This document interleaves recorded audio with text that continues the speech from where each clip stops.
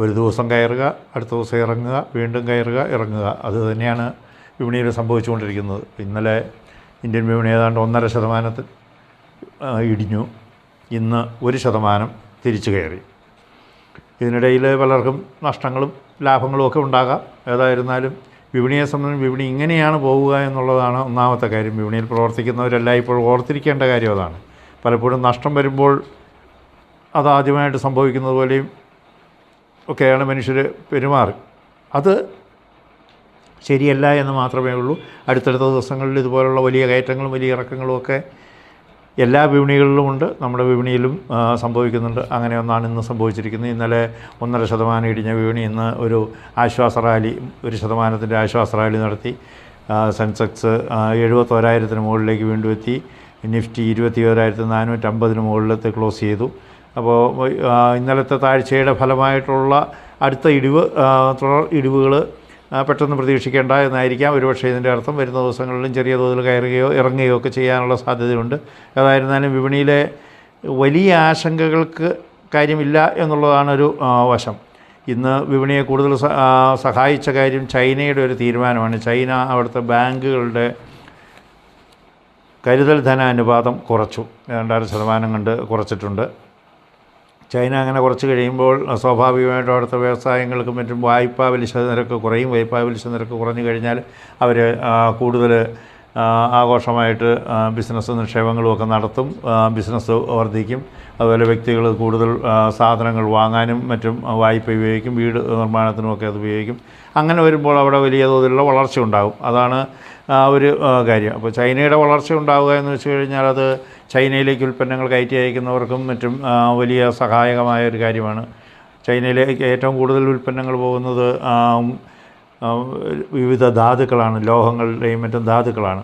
അപ്പോൾ അതിൻ്റെ അടിസ്ഥാനത്തിൽ ചൈന അത് കൂടുതൽ വില കൊടുത്ത് വാങ്ങും. സ്വാഭാവികമായിട്ടും ആഗോള വിപണിയിൽ ലോഹങ്ങളുടെയും മറ്റും വില ഉയരും. ഇന്ത്യൻ വിപണിയിൽ നിന്ന് ലോഹങ്ങളുടെ കമ്പനികൾക്ക് വലിയ നേട്ടമുണ്ടായി. ഏതാണ്ട് 3% മുകളിലുള്ള നേട്ടമാണ് നിഫ്റ്റി മെറ്റൽ സൂചികയ്ക്കുണ്ടായത്.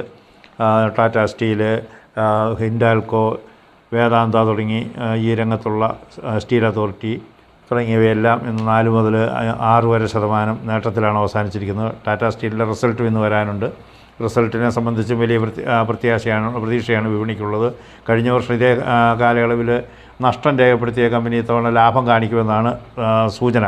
അപ്പോൾ അതിൻ്റെ അടിസ്ഥാനത്തിൽ ഇന്ന് രാവിലെ തന്നെ ടാറ്റ സ്റ്റീലിൻ്റെ ഓഹരി ഉയർന്നു നിൽക്കുകയായിരുന്നു. പിന്നീടാണ് ചൈനീസ് നടപടി വന്നത്. ചൈനീസ് നടപടി വന്നു കഴിഞ്ഞപ്പോൾ സ്വാഭാവികമായിട്ടും അത് എല്ലാ രാജ്യങ്ങളിലും അതിൻ്റെ ഒരു അനുരണനമുണ്ട്.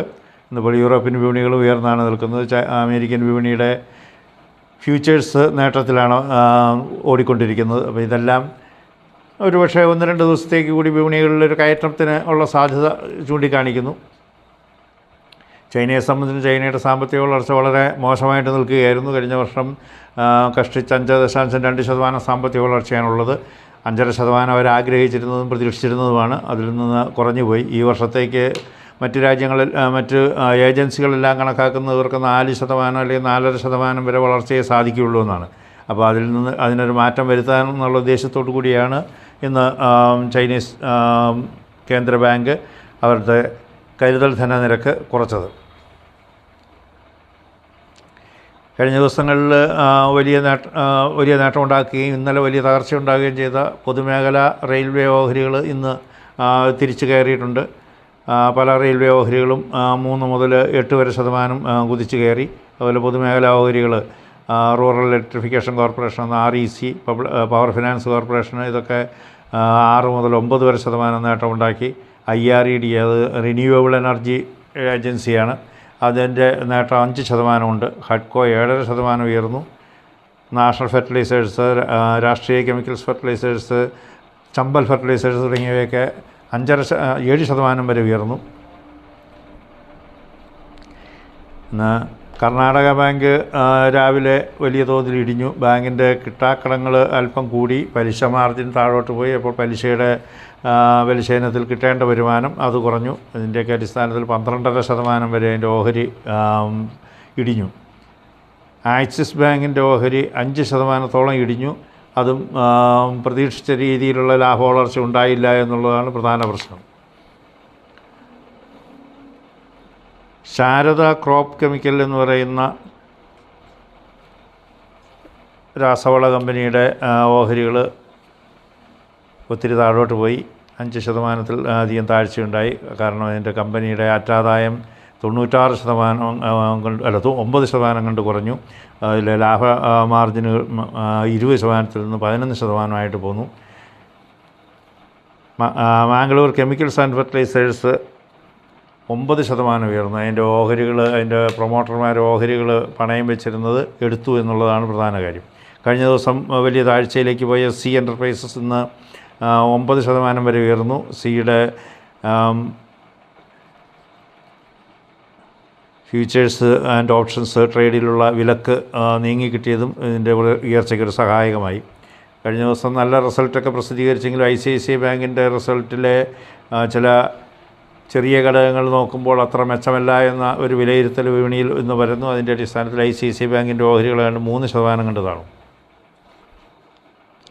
ഇന്ത്യൻ ഓയിൽ കോർപ്പറേഷൻ്റെ ഓഹരികൾ 3 മാസത്തെ ലാഭം വളരെ കുറയും എന്നൊക്കെ കഴിഞ്ഞ ദിവസങ്ങളിൽ കണക്കുകൂട്ടലുണ്ടായിരുന്നു. ഇന്നിപ്പോൾ റിസൾട്ട് വന്നു. ലാഭത്തിലൊക്കെ ചെറിയ കുറവുണ്ട്. അറ്റാദായത്തിൽ 38% കുറവ് വന്നിട്ടുണ്ട്. കമ്പനിയുടെ ലാഭമാർജിനും അല്പം കുറഞ്ഞിട്ടുണ്ട്. അതേസമയം വിറ്റുവരവ് 2.19 ലക്ഷം കോടി രൂപ ആയിട്ട് ഉയരുകയും ചെയ്തു. പ്രതീക്ഷിച്ചത്ര ലാഭത്തിൽ ഇടിവുണ്ടായില്ല എന്നുള്ളതുകൊണ്ട് അതിൻ്റെ ഓഹരി 4% ഉയർന്നാണ് ക്ലോസ് ചെയ്തത്. IDBI ബാങ്കിൻ്റെ ഓഹരി ഇന്ന് മെച്ചപ്പെട്ടു. ബാങ്കിൻ്റെ റിസൾട്ട് തരക്കേടില്ലായിരുന്നു എന്നുള്ളതാണ്, പ്രതീക്ഷയേക്കാൾ അല്പം കൂടി മെച്ചമായിരുന്നു എന്നുള്ളതാണ് പ്രധാന കാരണം. സൗത്ത് ഇന്ത്യൻ ബാങ്കിൻ്റെ ഓഹരി ഇന്ന് 15% ഉയർന്നു, 35 രൂപയിലെത്തി. സൗത്ത് ഇന്ത്യൻ ബാങ്കിൻ്റെ സാരഥികളുടെ കാര്യത്തെ സംബന്ധിച്ച് എന്തൊക്കെയോ ധാരണകളുണ്ടായിട്ടുണ്ട് എന്നുള്ള ചില റിപ്പോർട്ടുകളാണ് വിപണിയിലുള്ളത്. ബ്രോക്കറേജുകളായ മോട്ടിലാൽ ഓസ്വാൾ, ആനന്ദ് രാട്ടി തുടങ്ങിയവയുടെയൊക്കെ ഓഹരികളിൽ നിന്ന് നല്ല നേട്ടമുണ്ടാക്കി. മോട്ടിലാൽ ഓസ്വാൾ 20% വരെയൊക്കെ ഉയർന്നു.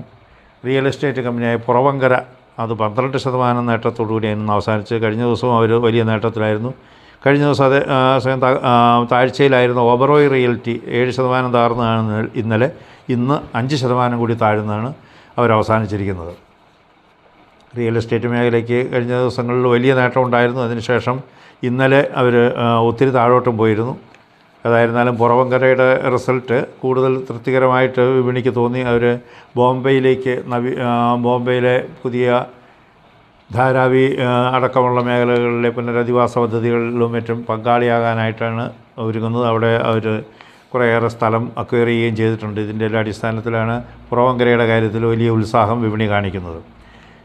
ഇന്ന് യൂറോപ്യൻ വിപണിയും മറ്റും ഉത്സാഹത്തിലാണ് തുടങ്ങിയിരിക്കുന്നത്. ക്രൂഡ് ഓയിൽ വില ചൈനയുടെ പുതിയ തീരുമാനത്തെ തുടർന്ന് $80 മുകളിലേക്ക് വീണ്ടും കയറിയിട്ടുണ്ട്. ഒരുപക്ഷെ അതൊരു $85 വരെ എത്താമെന്നാണ് ചില വിപണി നിരീക്ഷകർ അഭിപ്രായപ്പെടുന്നത്. മെറ്റലുകളുടെ വില, അലൂമിനിയം, കോപ്പർ തുടങ്ങിയിട്ടുള്ളവയുടെ എല്ലാം വില ഗണ്യമായിട്ട് ഉയരും എന്നും പ്രതീക്ഷയുണ്ട്. അപ്പോൾ ഇതിൻ്റെയൊക്കെ അടിസ്ഥാനത്തിൽ ഇന്ന് ഉൽപ്പന്ന വിപണിയും മറ്റും എങ്ങനെ പ്രതികരിക്കുന്നു എന്നുള്ളതും നോക്കി യൂറോപ്യൻ അമേരിക്കൻ വിപണികളുടെ പ്രതികരണവും എല്ലാം മനസ്സിലാക്കിക്കൊണ്ട് നമുക്ക് നാളെ കൂടുതൽ കാര്യങ്ങൾ വിലയിരുത്താം.